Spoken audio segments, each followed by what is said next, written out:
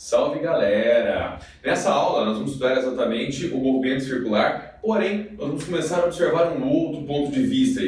Vamos começar a entender os porquês do movimento.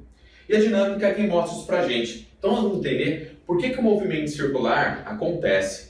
Se você lembrar das minhas aulas anteriores, você viu lá que o movimento circular nunca é espontâneo, certo? A primeira lei de Newton já dizia, se um corpo está em movimento, ele tende a manter-se em movimento. Isso quer dizer que um corpo tende a manter-se da forma com que ele está.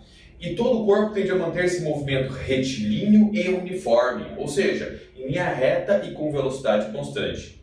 Em outras palavras, se a velocidade muda, seja o valor numérico, seja a direção e sentido, isso quer dizer que existe uma alteração. Algo aconteceu, alguém forçou essa situação. E se eu digo forçou, é porque existem forças que estão aplicadas no sistema.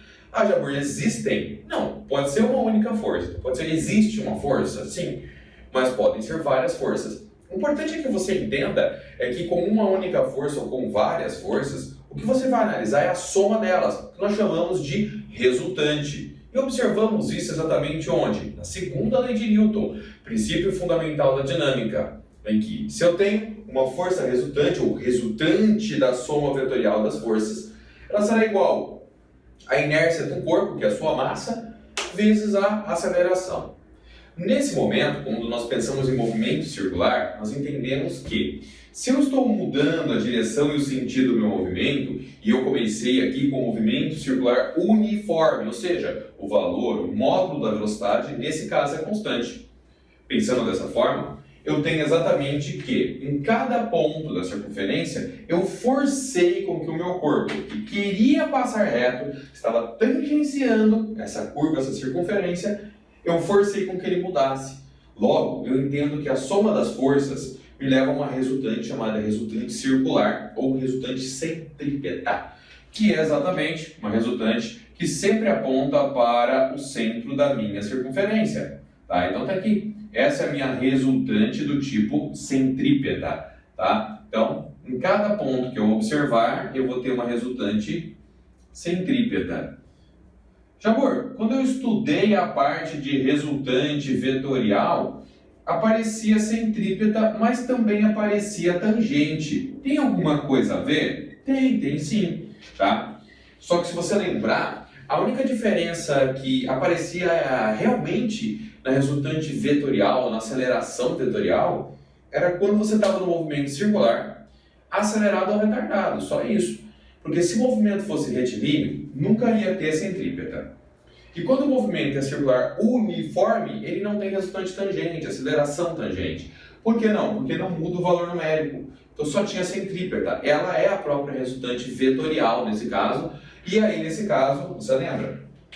Onde tem resultante, tem aceleração. Sempre andam juntos, tá? Então, onde tem uma resultante centrípeta, junto com ela, eu vou ter aqui uma aceleração do tipo centrípeta. E essa aceleração centrípeta é a própria aceleração vetorial. Então, elas representam a mesma coisa. Por isso que a gente não fica colocando aceleração vetorial, porque aqui não muda nada, não interfere o sistema. Tá? Então, a aceleração centrípeta aqui é a própria aceleração vetorial. E eu acho que vale comentar aqui sim, ó. Aceleração centrípeta é diferente de zero, ela existe. Aceleração tangente é igual a zero. Lembra? Tangente, mudança no valor numérico. No movimento circular uniforme não tem mudança de valor. Centrípeta, mudança de direção e sentido.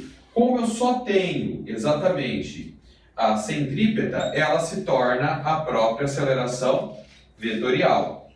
E aí, nesse caso, se você entendeu bem essa parte de resultante, bem a parte de aceleração, é uma questão apenas de fazer uma analogia. Olha só, se eu tenho exatamente uma resultante igual massa aceleração, se eu mudar para resultante centrípeta, eu vou ter massa vezes aceleração do tipo centrípeta, tá? E aí, lógico, do mesmo jeito que eu estou afirmando para você aqui nesse caso, que a aceleração vetorial é a própria aceleração centrípeta, eu também posso dizer que a resultante vetorial também é a própria resultante centrípeta. Então, os valores, por analogia, são os mesmos. Estão aqui bonitinhos representados para você, tá bom? Ah, Jobur, mas como é que calculava mesmo a tal da aceleração centrípeta? Ah, aceleração centrípeta tinha duas maneiras de você calcular ela. A primeira maneira era você relacionar com a velocidade linear, que era a velocidade linear ao quadrado dividido pelo raio. Essa era uma função muito importante que nós temos. Tá? Então está aqui ela para você, destacada. E aí, se você lembrar que a velocidade pode ser calculada por várias maneiras, tá? Algumas delas muito importantes de serem lembradas.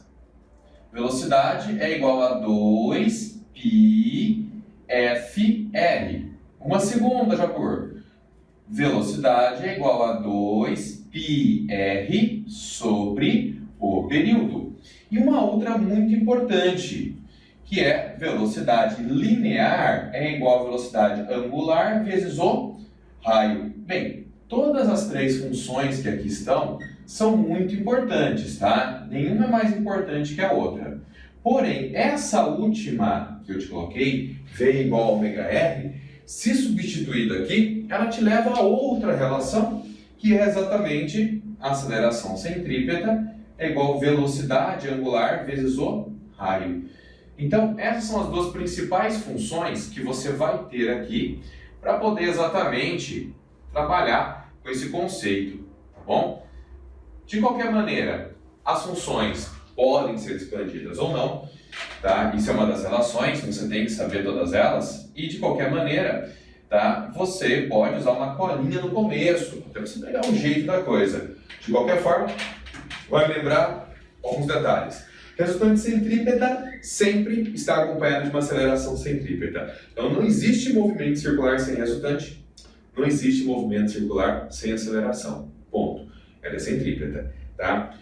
Outra coisa, as duas sempre estarão apontando para o centro de uma circunferência. Mesmo que seja uma curva leve, você pode entender que aquela curvinha leve deve fazer parte de uma circunferência. Logo, o centro dela, tá? Para o lado do centro, é o ponto de referência para se desenhar a resultante centrípeta e a aceleração centrípeta.